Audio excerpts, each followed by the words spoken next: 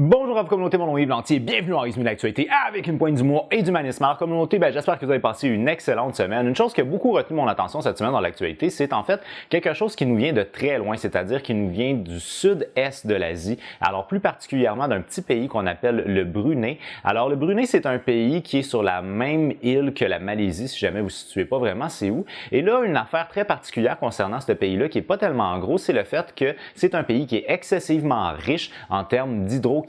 Alors, c'est une économie qui est quand même une économie, je dirais, forte au niveau international et qui fait partie des PIB les plus importants au niveau mondial. Alors là, cette semaine, on a fait énormément parler de ce petit pays-là pour des raisons qui sont vraiment pas très glorieuses. Cette semaine, on a appris que le sultan Hassanal Bolkiah, si je fais pas erreur, donc le sultan du Brunei, c'est qui serait en fait le monarque, si vous voulez, du pays, a décidé de finalement faire la dernière phase qui est la phase, disons, la plus brutale, je dirais, de l'application de la charia telle qu'elle est pratiquée en Arabie Saoudite pour son pays à lui. Alors, il semblerait qu'il y a des réformes qui sont en branle depuis plusieurs années aujourd'hui, qui menaient éventuellement vers l'application de la charia dans son petit pays, mais là, il a mis comme la dernière branche de cette application-là de la loi dite de l'islam extrême, et ça fait, entre autres, très jaser à cause de l'instauration de la lapidation.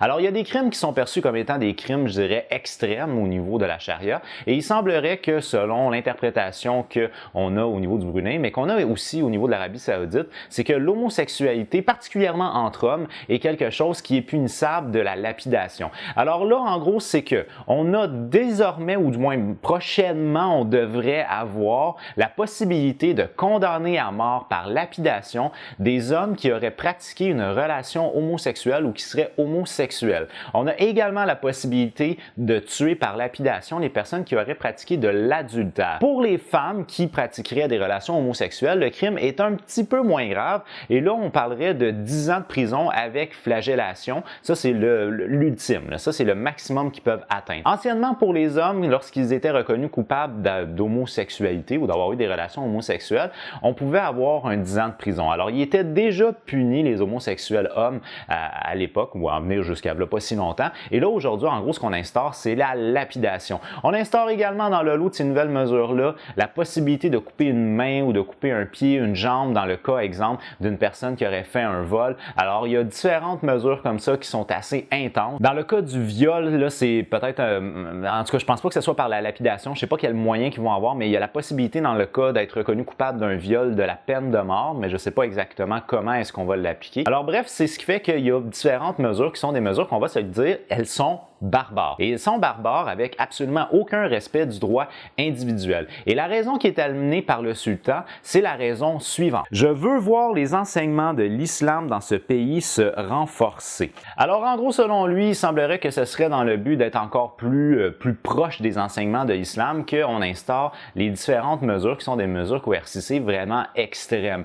Selon certains analystes, il semblerait que ça a été surtout fait dans un but de charmer les personnes plus conservatrices qu'il y a dans son pays. Alors, il semblerait que depuis la récession du pays qui a été causée par la chute des prix du pétrole, il semblerait que depuis cette période-là, c'est plus difficile au niveau du pays, qu'on sent une instabilité sociale qui peut s'implanter graduellement. Et lui, il aurait donc décidé à ce moment-là d'implanter des mesures encore plus conservatrices au niveau de la charia dans le but de charmer une certaine partie de sa population qui est, semble-t-il, une partie dite majoritaire. Alors, je vous rappelle que l'homosexualité entre hommes était déjà punie par la loi. C'est juste que tu avais 10 ans de prison. Alors, je comprends que déjà, les homosexuels ne devaient pas prendre beaucoup de place sur un point de vue social. Mais une chose qu'on doit absolument mentionner, c'est le fait qu'il est probable qu'on ne l'applique pas souvent ou voire pratiquement jamais. Parce que pour l'appliquer, la lapidation pour l'homosexualité, il faut que la personne se reconnaisse elle-même comme ayant eu des rapports homosexuels entre hommes ou sinon qu'elle ait pratiqué l'activité devant un minimum de 4